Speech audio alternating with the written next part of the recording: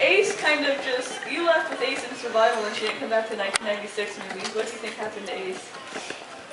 She went shopping. What happened to Ace? I don't know, really. Yes. Well, I think it's all very cool. She might have gone back to Gallifrey and carried on with her education. And, not become a Time Lord, because she's a human being and she couldn't become a Time Lord. But she could have, called time. I don't know, really. I think that's what she was. She must have met a nice Time Lord and, they settled down and had lots of little Time Lords. And, built little TARDISes. What do you have against Colin Baker? I have nothing against Colin Baker. He's bigger than I'm not going to have anything against him. No, Colin's a great friend and, he does claim that he's still the Doctor because he didn't turn up and do the, transfer it to me. But I claim that he was too lazy to get up that morning and I came in and filled in his place. I saved the show. Otherwise, it would have died with him and that would have been it. Well, I came along bravely. Went into his costume. You have to be brave to do that. Hello? Okay. Hello. How fun was it to blow up Scarlet's order to come back and also, would you wear this scarf? No. That's Tom Baker's scarf. I wouldn't wear it. I think you're completely bananas wearing it in this heat. But I got Doctor Who on the Monday. They offered me the job on the Monday. On the Thursday, they threw me out to Atlanta, Georgia for a convention. I had no idea what a convention was. There was been to one. We didn't have them very much. The only knowledge I had of a convention was that Lon and Hardy did a film, and they joined what they called the Sons of the Desert, and that was the only. It's a very funny film. I don't know if you've ever seen it, but it's lovely. The only daft thing was that everybody wore fezzes, and now it's coming around that everybody's wearing fezzes. So it's turning out to a Lon and Hardy film. That's what a convention is. So I was right when I said, convention. But so I've never been to a convention. I didn't know much about Doctor Who, having lost touch with it. I got on the plane. I went to Atlanta. I arrived in Atlanta. It was a heat wave in Atlanta. People in Atlanta were suffering from the heat. And I was met at the convention. It was in the university, so a lot of it was outdoors, with tall Americans, people from all over America came, and most of them were wearing that scarf, a big thick coat, and a big hat, and a big wig, and I thought, these people are completely bananas! In this heat! And then there were some ladies, they were very sensible. They were kind of wearing, Leela's costume. The women were much more sensible. Oh, there's a little TARDIS head here. Hello, TARDIS head. Who would you want to play the next Doctor? Me. Bring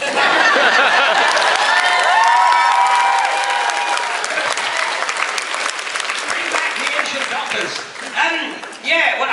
Peter Capaldi, hopefully, I'd be very surprised if he doesn't turn out to be a great Doctor. Because he's an amazing actor. I don't know if you've seen any of his stuff.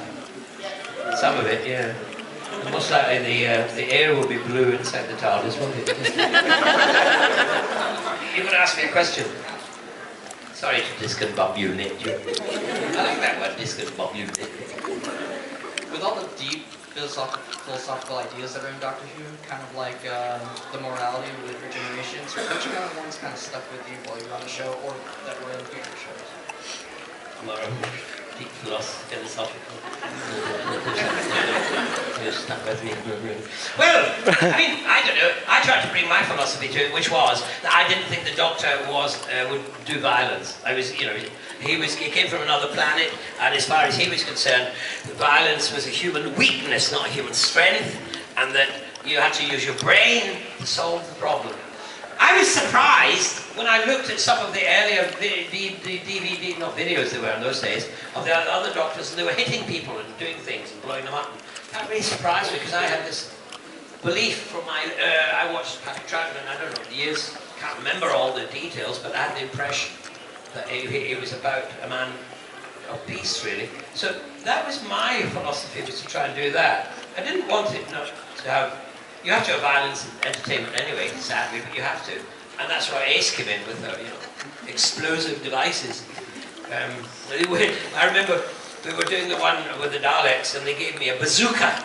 And they said, okay, you've got to just blow up this Dalek. And I said, no, my doctor doesn't do that. Ace, you blow up the Dalek.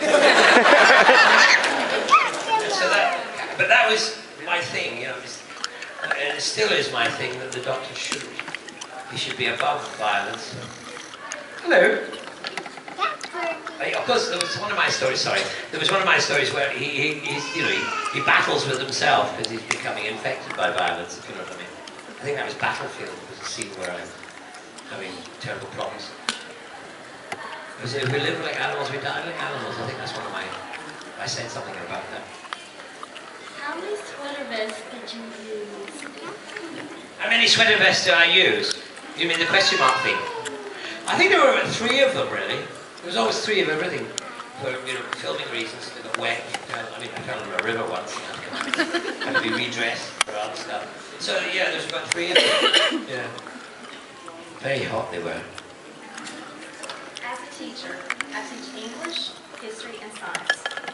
So when you came out of the box, at any time, or any place, or space, what was your favorite time, place, or space? In my stories, you mean? I quite enjoyed the Victorian one. Was a ghost light. I have no idea what it was about, but I enjoyed it. Yeah, I quite like going back in time. Also the Second World War one, the Curse of Fenric, that was another good time. I wanted to go back in time. I remember when I arrived first, the producer said, no, we don't do it anymore. We don't go historical ones. We don't do historical ones. And I said, no, but when I used to watch it all those years ago, that's what I really liked was when they went back in time. And it was good fun seeing how dealing with that, changing the timeline and all those games that they played. So I like going back in time. Yeah, those were the ones that I really enjoyed. I'm doing this because you look so comfortable, and I don't want you to look comfortable. There's a man here with his hand up and his hair up as well. So, what was your favorite? What was it like for you in the final scene, just closing the original series? Well, I didn't know I was closing the original series. They kept that from me. What happened was it where I'd heard from Patrick Troughton via Peter Davidson, only do 3 years. That's what he'd advised Peter Davidson to do.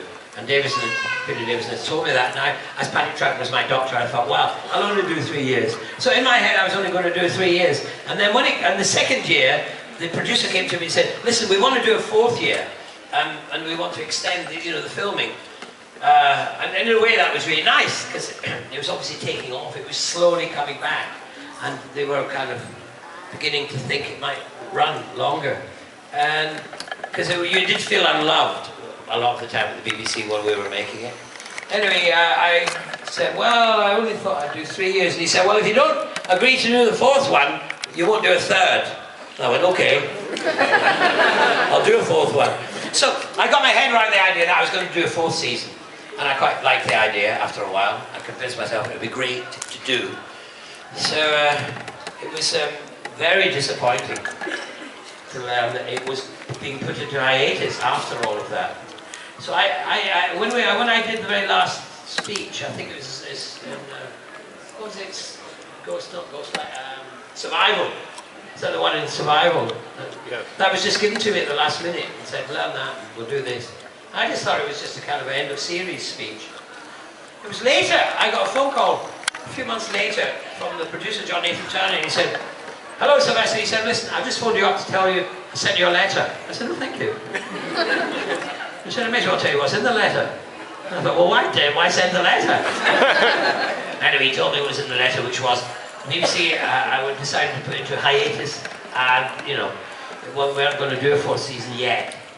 Turns out, I think, I've never quite found out the truth, but it turns out that some film company wanted to make a film of Doctor Who, and they didn't want it to be on the television while, that was happening.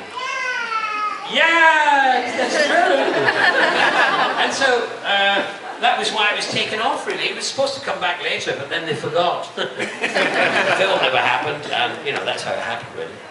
Hello. How are you? You look great. You're packing away from me because you want to go to the safety of your stroller. Hello. Oh, what's your name? Hello, what's your name? Hi. Hi. Hello. Smile beautifully. Anyway, sorry, distraction. Children. I love them. Is there a particularly funny memory that stands out from your time on Doctor Who or on The Hobbit? Funny memory. Oh my God, the heavy mob have arrived. What do you want? What do you want? What do you want? My time's almost up. Oh.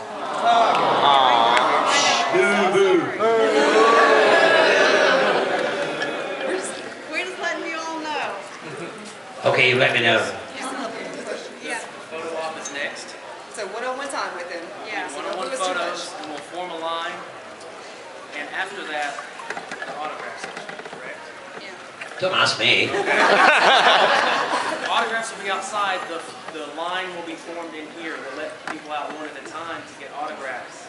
If you don't want to stay in line for autograph, you can leave out the opposite door. We're going to form a line in here, make a single file, and just follow everything the man in pink tells you. Thank you for, you know, kind of bringing it to an end. Thank you very much. It's been very nice talking to you.